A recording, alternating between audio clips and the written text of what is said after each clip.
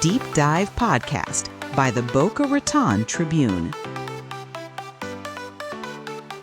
Okay, let's unpack this. September 17, 2025 was a really pivotal day at the Federal Reserve. And what unfolded wasn't just about, financial reports or small policy tweaks. No, definitely not. We're talking about big, intertwined shifts, both in how the Fed is trying to guide the economy and, fascinatingly, within the institution itself. Yeah, big stuff. Today, we're taking a deep dive into two major announcements that dropped on the very same day. Right. Announcements that are said to have pretty significant ripple effects across the economy. And, well, yes, right into your household budget. Absolutely. They connect more than you might think at first glance. First, we'll dissect the Federal Reserve's decision to cut interest rates, a clear, almost bold pivot in their strategic approach. A definite signal. Then we're going to explore, a rather substantial announcement regarding internal staff reductions. Yeah. Right inside the central bank. Yeah, bringing its workforce back to levels not seen in, a decade? Exactly, a decade ago. So to help us navigate these crucial developments and extract the most important nuggets of knowledge, we're relying on two timely articles. Okay. Both from the Boca Raton Tribune, both published on September 17, 2025, by Claudia Catherine. They give us a real-time, kind of on-the-ground look at these moments. Good sources. Real-time snapshots are useful. Our mission today is to go beyond just the headlines. We want to understand the what and the why behind these moves. Right. And critically, to connect these two seemingly separate events to the broader economic picture. Makes sense. Our goal is for you to walk away well-informed on these crucial developments, equipped with insights others might miss, and all without feeling, overwhelmed by it all. Sounds good. Let's do it. So let's get started. What's truly striking here is the sheer concentration of impactful news from a single day, right? Emanating from the very heart of the nation's monetary policy. Exactly. The Fed made moves that signal profound shifts, not just externally towards the economy, but also internally in its own operational structure. Yeah. It's pretty rare to see such significant external and internal adjustments announced almost simultaneously like that. I agree completely. It feels like the Fed is sending a message on multiple fronts. So let's kick off with the first big headline from that day. The Federal Reserve cut interest rates by 1/4 percentage point, or 0.25%. Now, this isn't just a minor adjustment. In central bank terms, it's a very clear signal. A policy pivot. It really is. It was, widely anticipated, but the implications are far-reaching. It signals a definitive shift in their priority. Okay, so why did they do it? Indeed. The central bank lowered borrowing costs, and the stated reason for this move was unambiguously clear: growing concerns over a weakening job market. The job market. Exactly. Yeah. This indicates a very definite shift in focus. Earlier in the year, the Fed was, singularly fixated on combating inflation. Right, that was everything. But with this move, the employment side of the Fed's dual mandate, which remember is maximum employment and stable prices, is now weighing much more heavily. Okay. The critical takeaway here is that these two goals often pull in different directions, right? And the Fed is signaling a tactical shift in which, one, they're prioritizing at this specific moment. This is a subtle, yet I think profound, reevaluation of the current economic landscape. And Fed Chair Jerome Powell, during his press conference, he characterized this decision in a very specific way. He called it a risk management cut. Yes, that phrasing. That phrasing is really interesting, isn't it? It is. It suggests a cautious, almost defensive, data-dependent approach. Right. It's like they're trying to preempt a downturn or maybe get ahead of potential problems in the labor market rather than signaling the start of a broad, aggressive easing cycle. Lots more cuts coming. Precisely. It's a highly nuanced statement. It highlights their attempt to carefully steer the economy away from potential hazards rather than, say, forcefully push it in a particular direction with a strong, immediate expansionary impulse. Okay. This particular cut, while largely expected, drew only one dissent, which is also quite telling about the internal dynamics. Oh, interesting. Who dissented? The Fed's newest governor, Stephen Miran, he actually favored a larger half-point cut. Half a point. Wow. Yeah, indicating that at least one policymaker believed an even more aggressive stance might have been warranted, to tackle the emerging unemployment concerns, pushing for a quicker intervention. So some internal debate there on the scale. Reveals some internal divergence on the speed and magnitude of the necessary response, yeah. Speaking of reactions, Wall Street was a bit mixed right after the announcement, which I found intriguing. Mm-hmm. The Dow Jones Industrial Average rose, suggesting some optimism, maybe. Yeah, some parts liked it. But then the S&P 500 and NASDAQ actually fell, reflecting a degree of underlying uncertainty, I guess. Exactly. It wasn't a unanimous cheer from the markets, which tells you investors are grappling with the message. That mixed reaction underscores the complexity, doesn't it? How different parts of the market interpret these signals, especially when the rationale involves balancing competing priorities. Absolutely. But looking beyond that immediate sort of knee-jerk reaction, Chris Grisanti, he's the chief market strategist at MAI Capital Management. Yeah. He offered some particularly insightful analysis. He called it a mildly bullish report. Mildly bullish. Why? Not because of the cut itself, interestingly, but because it shows, in his words, the Fed no longer has the hawkish bias it had earlier in the year. Ah, the hawkish bias. Mm-hmm. So less focused purely on fighting inflation at all costs. Exactly. For those who might need a quick refresher, a hawkish bias means that the strong inclination to prioritize fighting inflation, often by raising rates, even if it might cool growth. Right. The statement from Grisanti signals a clear shift away from that aggressive inflation-fighting stance. And Grisanti's further comment really nails the policy shift, I think, and why it's so significant. Yeah. He said, in the commentary, unemployment seems as much of a worry now as inflation. Yeah, that quote sums it up perfectly. That's a stark contrast to what we heard earlier in the year, where inflation was clearly public enemy number one. Mm-hmm. Total focus, then. This tells us the Fed is now playing a more defensive game. They're explicitly trying to preempt a downturn, maybe even if it means tolerating slightly higher inflation in the short term. It does, and it's a critical insight for anyone tracking economic policy or, making investment decisions. Yeah. It signifies a genuine reevaluation of the economic landscape and the most pressing threats to stability and growth. Like changing tactics mid-game. Kind of. Think of it like a doctor shifting treatment initially focused on a fever, now seeing signs of fatigue and adjusting the priority to bolster the patient's strength, even if the fever isn't completely gone. Good analogy. This isn't a minor tweak. It's a strategic pivot to address what they perceive as the next big economic challenge. Okay, so while the September quarter-point cut was largely anticipated, the Fed's updated economic projections, the dot plot, that revealed something that really warrants a closer look. Yes, the dot plot. Always interesting. Here's where it gets really interesting.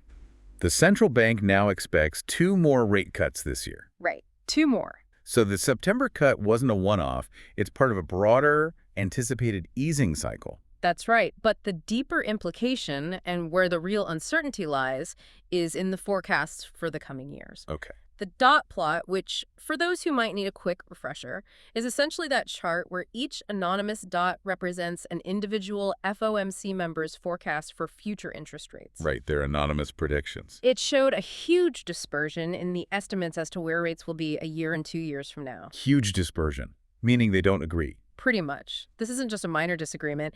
It highlights a real lack of consensus and significant uncertainty among the Fed's own experts about the medium to long-term economic outlook.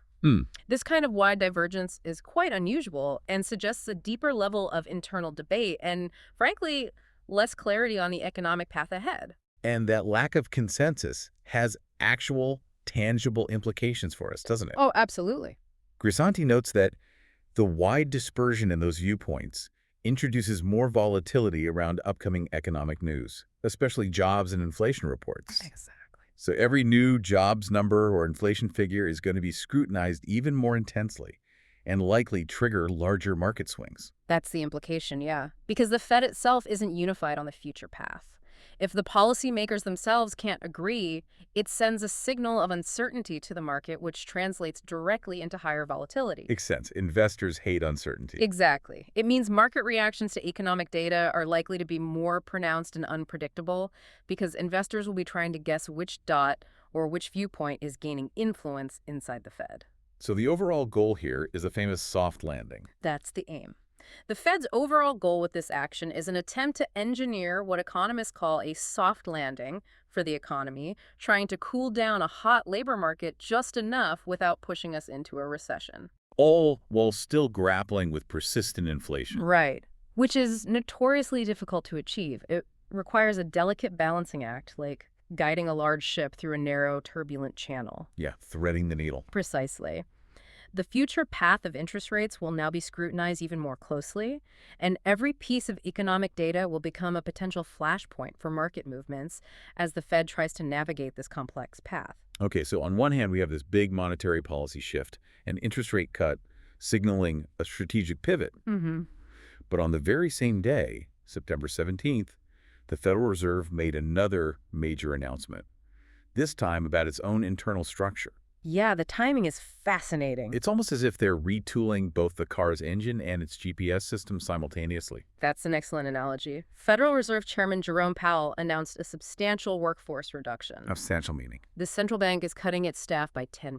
10%. Wow, that's significant. It is a genuinely significant number for an institution of the Fed's stature, and it will actually return the central bank's employee numbers to levels seen a full decade ago. A decade ago. So this isn't just a small trim around the edges. No, definitely not. It's a major organizational change, suggesting a significant restructuring is indeed underway. A 10% cut, bringing them back to decade-ago levels. That really is a notable operational shift for an institution so central to our monetary policy. It really is. It suggests a major restructuring is truly underway, impacting how they operate day to day. What are some of the potential implications of such a large-scale cut at the Fed? Well, Is this just cost saving or strategic realignment, or maybe both? it's highly probable it's a combination of factors signaling a strategic realignment, I think. Okay. Historically, central bank staff reductions often occur after periods of intense, expansive policy, like during and after major financial crises or recessions when they significantly ramp up operations for things like quantitative easing or emergency lending programs. Right, when they bulk up for a crisis. Exactly. As the economy normalizes, some of those functions scale back. However, a 10% cut is quite deep. That suggests a more fundamental reevaluation. More than just winding down emergency programs. Possibly. It could mean they're streamlining operations to be more agile and efficient in what they expect to be a prolonged period of economic uncertainty, meaning fewer hands but perhaps sharper insights. Interesting. Maybe they're shifting focus from broad reactive policy interventions to a leaner, more data-driven approach, prioritizing areas like advanced data analytics, macroeconomic research, core regulatory oversight, While cutting back elsewhere. potentially reducing staff in areas that grew during those, unconventional policy phases. That makes a lot of sense. It implies they're building a more agile, maybe more targeted monetary machine for what they expect to be a dynamic and uncertain economic future. That seems like a reasonable interpretation. Was there any discussion from Chairman Powell about broader reforms? Or why this internal shakeup was happening now? Well, when questioned about broader reforms, Powell expressed openness to constructive criticism and ways to do our jobs better. Okay, open to feedback. Yes, but he notably leaned against the need for a formal process for an external review. So no independent outside look. He wasn't signaling a major independent deep dive into the Fed's structure from outside. No. This suggests a desire to manage internal changes autonomously. Keep it in-house. Perhaps confident that the necessary reforms can be executed from within, rather than inviting external scrutiny that could potentially be disruptive or politically charged. Right. It highlights the Fed's assertion of its independence in managing its own operational destiny, even as it signals these significant shifts. This brings us to a really fascinating and I think crucial point for our deep dive. Yeah. What's truly intriguing here is, how do these two moves from the exact same day connect? Right. The timing begs the question. You have an external policy pivot on interest rates, clearly aimed at economic stabilization, and then an internal, rather large-scale staff reduction. Are these two events entirely separate, or are they linked in some more strategic way? This is the core question, isn't it? And while the articles don't explicitly draw a line between them, it seems highly probable there's a strategic linkage. Why do you say that? Well, a 10% staff reduction isn't just about cutting costs, right? It suggests the Fed is fundamentally streamlining its operations. Okay. Maybe anticipating a shift from those broad, reactive, and perhaps resource-intensive policy interventions we talked about, Right. to a leaner, more focused, and data-driven approach. So the internal change supports the external change. Think about it. If the future holds more volatility, as that dot plot dispersion suggests, Yeah. and the Fed is adopting a risk management approach externally, then internally they need to be structured to respond efficiently and effectively to those risks.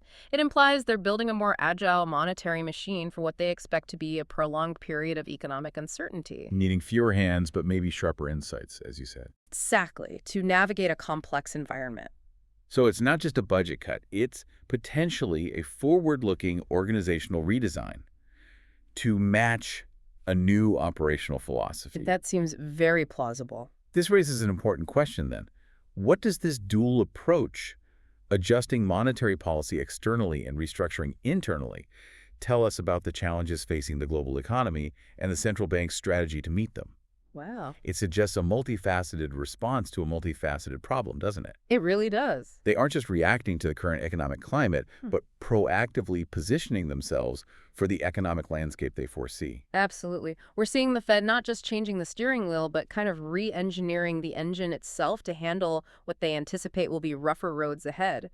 This dual approach indicates a profound understanding within the Fed that merely adjusting interest rates isn't enough.